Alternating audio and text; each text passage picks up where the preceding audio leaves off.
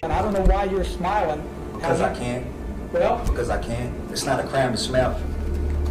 it's not a crime. Continue what you were saying. It's a quiet Sunday afternoon in Louisville, Kentucky.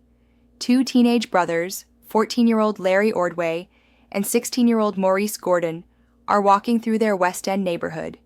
Just regular kids doing regular kid things on what should have been just another weekend. But by evening, both boys would be found dead behind an abandoned house on River Park Drive in the Shawnee Park area, their bodies stabbed multiple times and burned. Before we dive in, drop a comment and let me know where you're watching from today. The brutal double murder of these innocent teenagers wasn't random violence. It wasn't a gang initiation. It wasn't a robbery gone wrong. It was calculated. It was planned. And it all started 3 weeks earlier when the boys witnessed something they should never have seen. A local rapper named Bryce Rhodes committing cold-blooded murder in broad daylight, and the boys were sitting right there in the car when it happened. This is Accused, where we dig deep into cases that shake communities to their core. If you're new here, hit that subscribe button because we dive deep into cases the media barely scratches the surface of. The Bryce Rhodes case exposed the darkest corners of Louisville's street justice system, where being a witness to murder was essentially a death sentence. We'll show you the witness testimony that finally brought him down, the courtroom chaos that lasted for years, and how one man's arrogance became his downfall. This case isn't just about 3 murders. It's about a killer who thought he was so untouchable that he could murder his way out of trouble.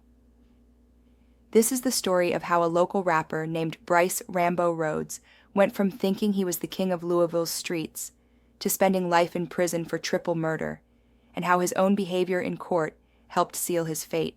Larry Ordway had just turned 14 and was looking forward to starting high school in the fall.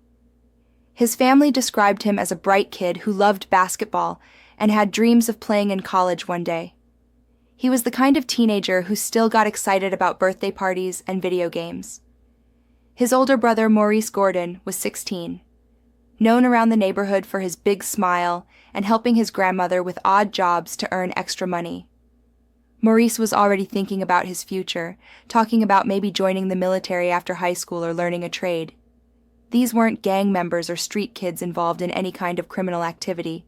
They were just regular teenagers living in Louisville's West End, trying to navigate life like any other kids their age.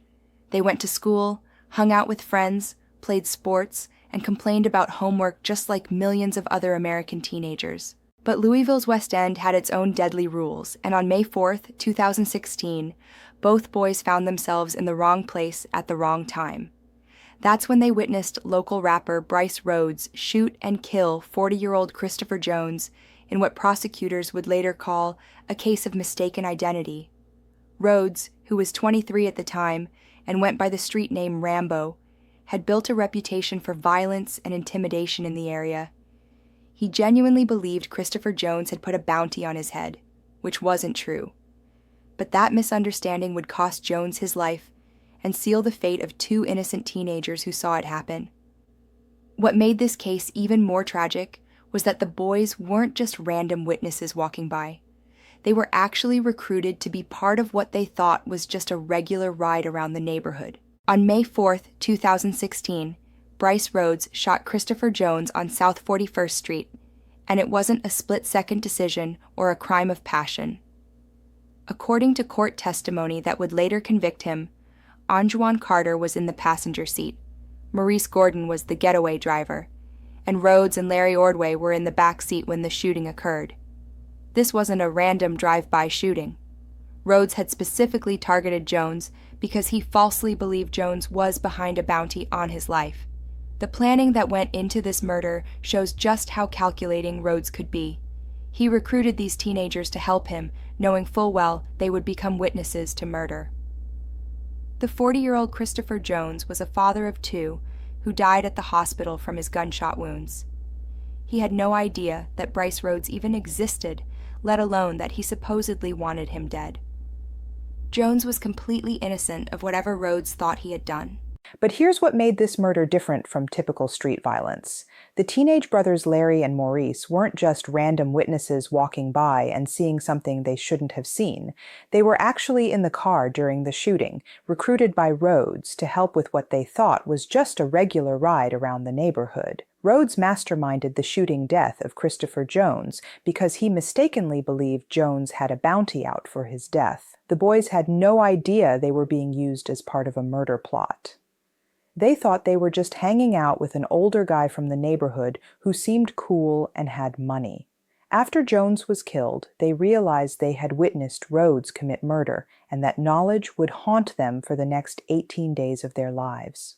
Those 18 days were essentially a countdown to their own deaths, though they had no way of knowing it at the time. The problem for Bryce Rhodes wasn't just that Larry and Maurice witnessed the murder.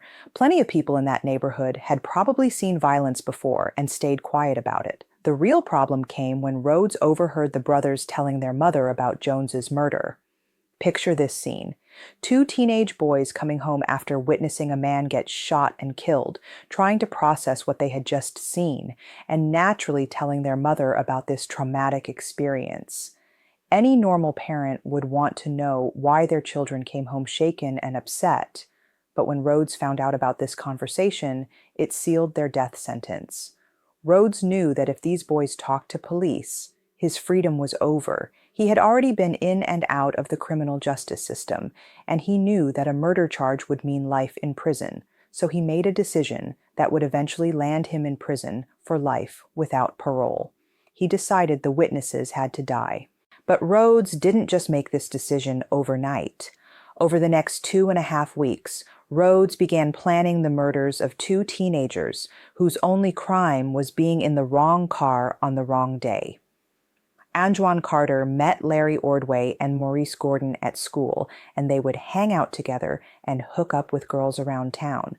He met rapper Rambo through Maurice and Larry in 2016 and had only known Rhodes for a matter of weeks before the killings began.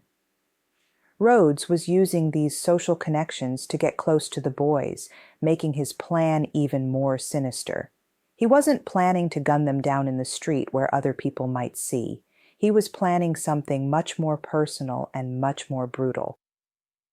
Rhodes spent those 18 days figuring out how to get the boys alone, how to kill them, and how to dispose of their bodies.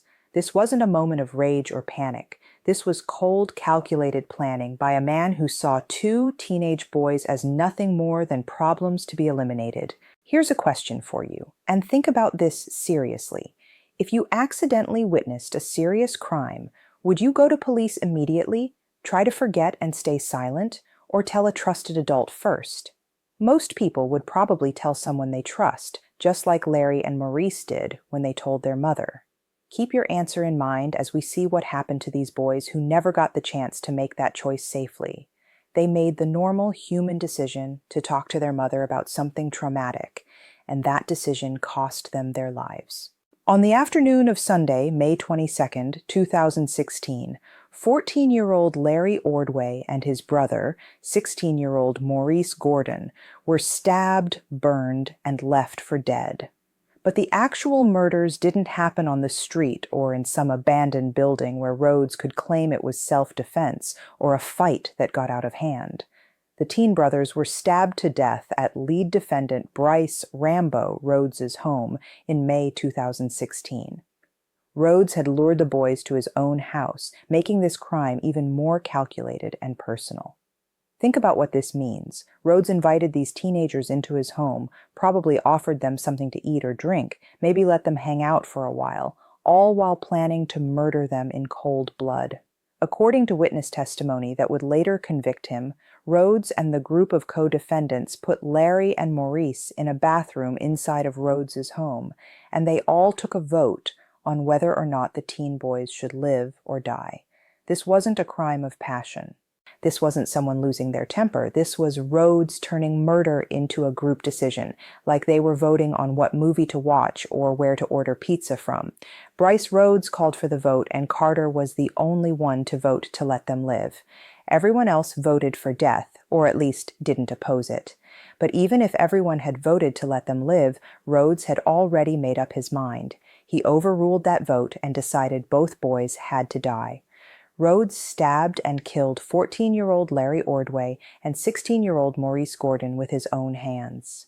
Once they were dead, Rhodes handed Anjuan Carter and Ja'Cory Taylor knives and made them make their own mark on the victims. This wasn't just murder. Rhodes was making sure everyone present became equally guilty, forcing his accomplices to participate in the killings. This shows just how manipulative and controlling Rhodes was. He understood that if everyone was equally guilty, no one would be willing to testify against him. After the stabbing, their bodies were loaded up and taken to be dumped like garbage. Their bodies were found near the intersection of River Park Drive near South 41st Street, where they had been burned in an attempt to destroy evidence. The burning wasn't just about destroying DNA or fingerprints. Rhodes wanted to make sure these boys were completely dehumanized, reduced to nothing more than charred remains that would be hard to identify. When police arrived at the scene behind the abandoned house, they found a horrific sight that veteran officers would later say haunted them for years. Rhodes stabbed Ordway and Gordon and dumped their bodies like trash behind an abandoned home on River Park Drive in the Shawnee Park neighborhood, which sits on the east side of Louisville along the Ohio River. A passerby found the bodies stabbed to death and called 911.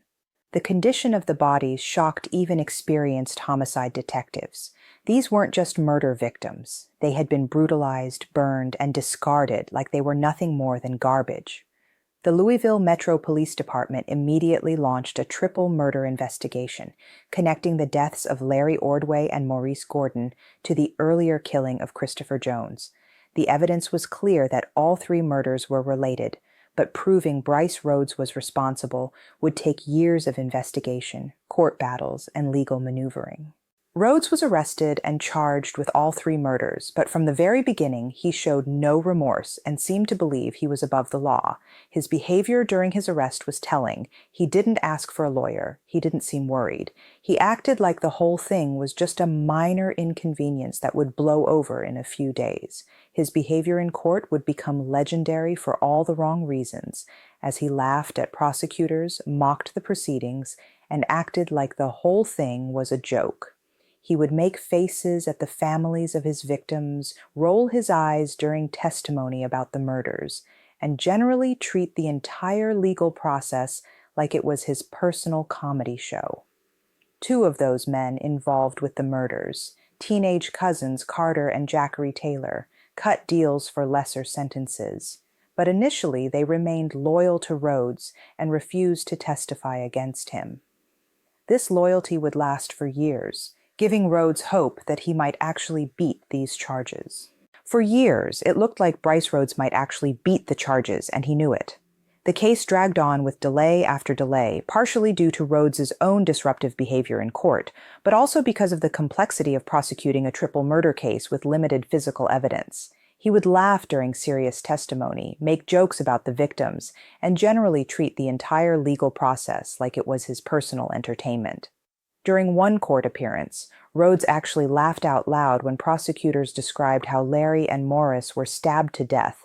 He made jokes about the murders during breaks in testimony. He would turn around and make faces at the families of his victims sitting in the gallery. This behavior wasn't just disrespectful. It was psychological torture for the families who were forced to watch their loved one's killer mock their pain. The lack of direct physical evidence linking him to the murders made prosecutors nervous, and Rhodes seemed to know it.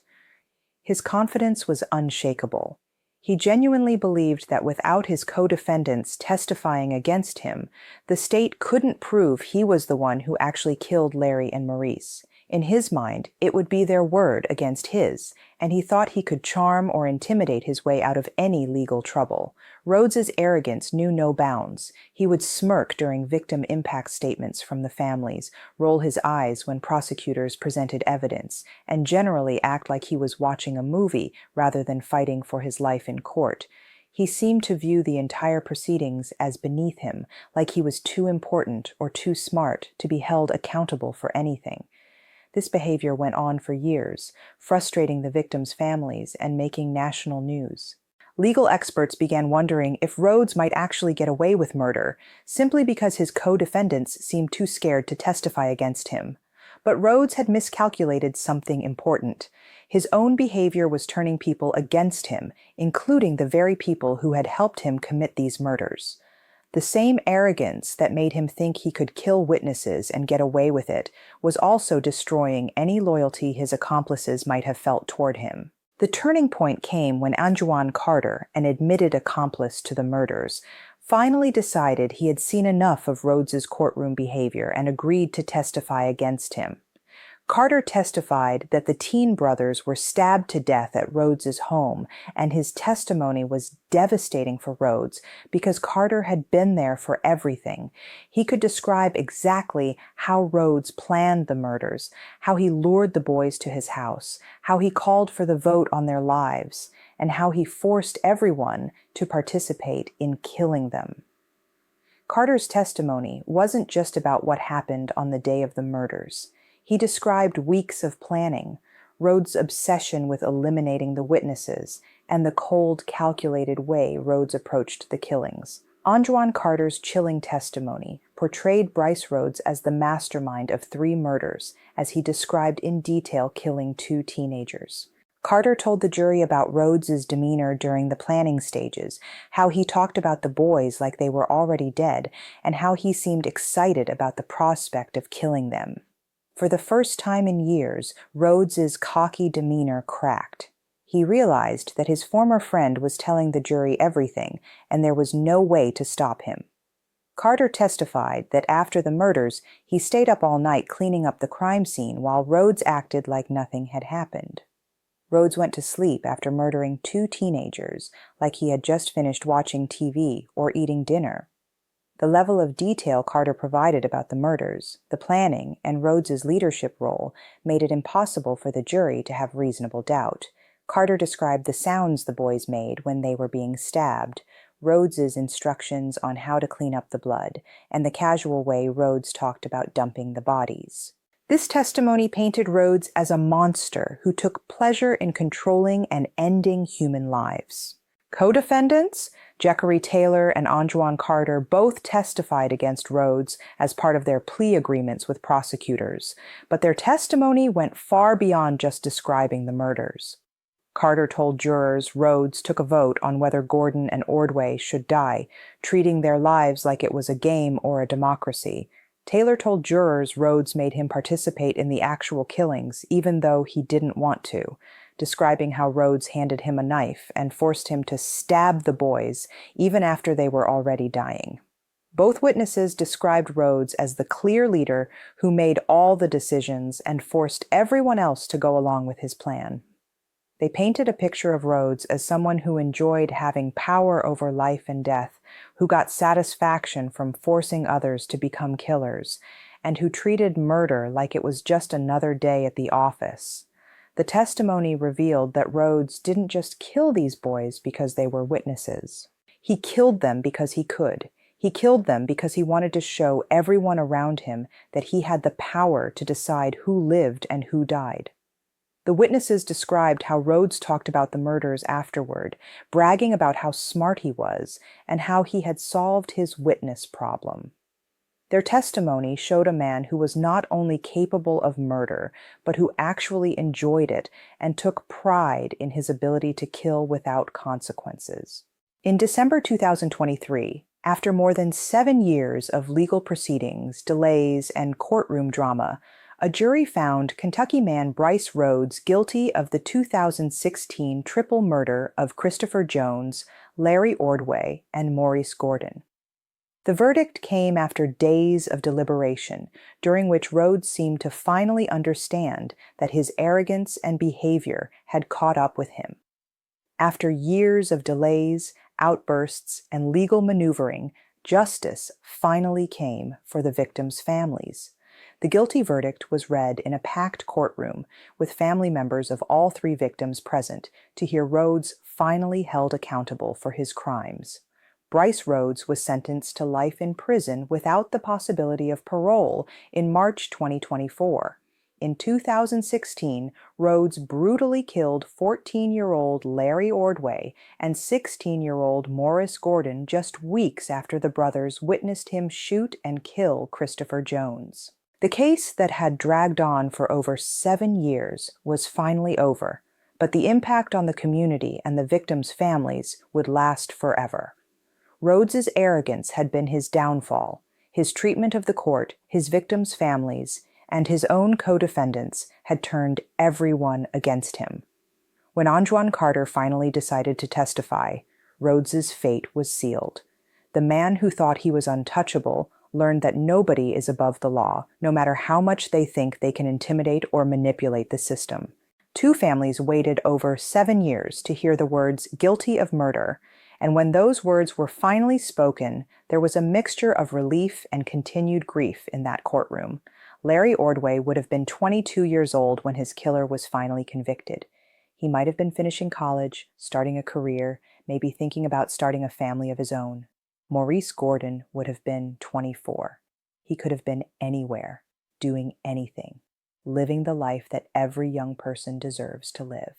Instead, they're forever frozen as the 14 and 16-year-old boys who made the fatal mistake of being in the wrong car when Bryce Rhodes decided to commit murder.